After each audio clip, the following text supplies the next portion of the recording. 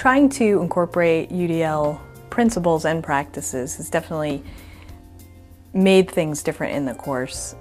In the past, I've tried to give them this assignment to collaboratively construct a wiki page where they're educating the rest of the class, but most of my course was extremely text-based, and so these presentations, despite my encouraging them to bring in images, to bring in other forms of media, they turned out to be extremely text-based as well. And as a presentation tool, it wasn't working that well because there was sort of one means of expression happening, and students who were listening to the presentation were pretty passive. They weren't really engaged.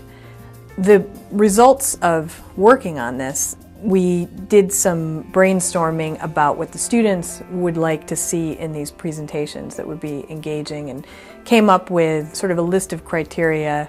There was much more emphasis on visual images, thinking about how the stories themselves have symbols. So I think that the presentations turned out generally to be more engaging of the other students, but also showed that the students who were presenting had understood the story in a different way than summary. To make teaching universal, I would say that variety is a big key to making teaching universal.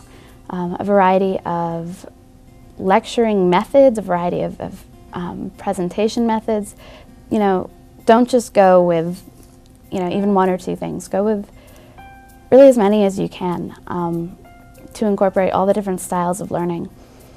I do think that the consultation process created more of an equitable learning environment for students, because I was using the tools better to both teach them what they needed to do as learners in this context, but also I used tools that allowed them to give me more feedback, to ask questions that mattered to them, so that we could cover things that I might not have planned to, but that they really needed to address.